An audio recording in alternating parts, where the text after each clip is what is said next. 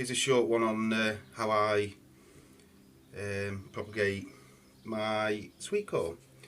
So I'm growing Tasty Gold, as you can see. Instructions, I get these from good old Shelley's. So there's a close up of that. There's a phone number on the internet if you look, if you'd like to try them. Great success with these last year.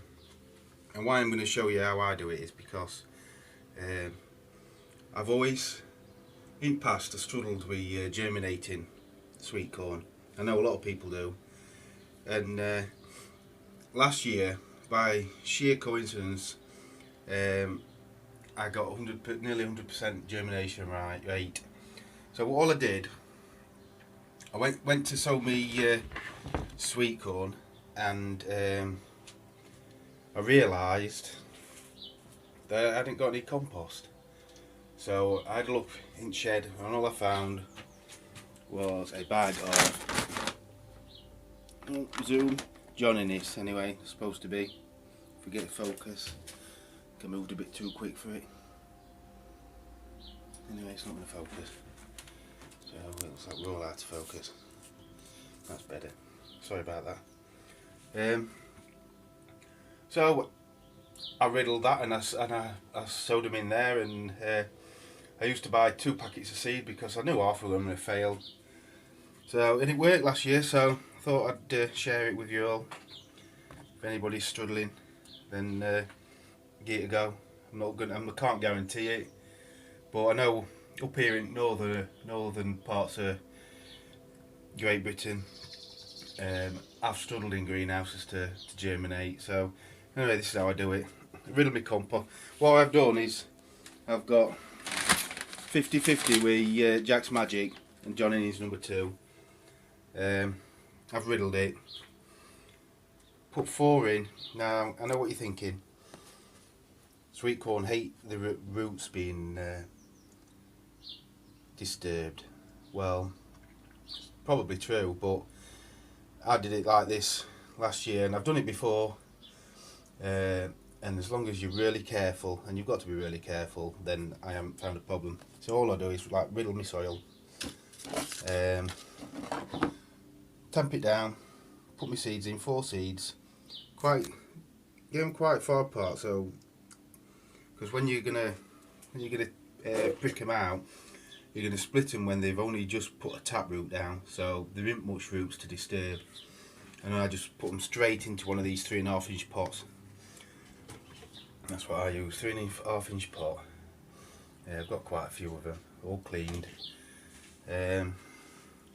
So all I do is put the seeds in, riddle some soil over it, sift it, and that's it. I'll go and put them now in a heated propagator. Now mine's not a fancy one with thermostat or anything on. It's just one from your big DIY store. I think it were about 14 quid, 15 quid. And I've got 2, luckily it was my birthday when I needed one. So mother-in-law bought me one as well, so I've got 2. They're not mega expensive, and I think they're a worthwhile investment. It's brought my game on a bit in getting things ready. So yeah, that one's only got 3 in, so I do exactly the same. Give it a little shimmy. Check it. Yep, that looks okay. And that's another one. Sweet corn. Today's Wednesday. I planted them Monday. So that's it. It's the only one that started to show, but I can see the soil starting to move there. So they're on the move now. So 2 days and they're starting to show. Back just to show you the sweet corn really, and just an update in that little series. So as you can see, I've started pricking them out, as it's called. moving them on. So I'll just show you how I do it, and just want you to bear in mind, you need to be really, if you're doing it this way, you need to be really careful, because we just turn this pot upside down, and as you can see, some of the tap roots are coming out the bottom. So before they do that, try and move them on. I should have done them a couple of days ago, but I've had other commitments, so I'm doing it now. So best thing to do is let them dry out a bit, because if they're a bit wet they might stick as you try and get them out of the pot. As you take them out of the pot, get a pat, get a squeeze, release them gently, and then once they're out, get a pot like so. Composting, don't pat it down yet, let the water do that, and then get your seedling, and this is what they look like. And you can see the length of the root, and you can see the little clump at the top, that's where all the small roots are coming out now, and the one, that's your tap root, the one that runs down.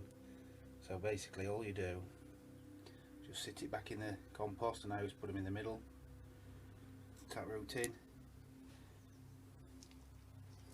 And your taproot, when you put it in the ground, your taproot's the one that runs down, and the small ones are the ones that you usually see when you've been watering a lot, and they start to look like your plant's got a spider's legs. So and then just firm it in a little bit. Don't firm it down too much, let the water do that. And that's it. That's all there is to it. And as long as you're really careful, I don't think you'll have a problem. They don't like the roots messing about with, and that's why you're really careful, and then you've not messed about with them really. You'll see these will come on leaps and bounds. I mean, they've only been in, what, 10 days is it? I'm not sure without looking at the dates, but something around that time, so it's not bad. I mean, if you just put them in your greenhouse, they might not even germinated yet, sat there at night in damp soil. So it's just a little trick to get ahead really, and if it's helped one person out, that's good enough for me. Mind to give you an idea for next year. So anyway, I'm going to crack on and do these, and I'm going to leave them in greenhouse now. I'll put them in under one of them covers for a couple of nights, and then they'll be out. So temperatures seem to be rising. We haven't had a below zero one for nearly a week. It's nearly almost 35 degrees. The digital part of me, I think the battery's gone, but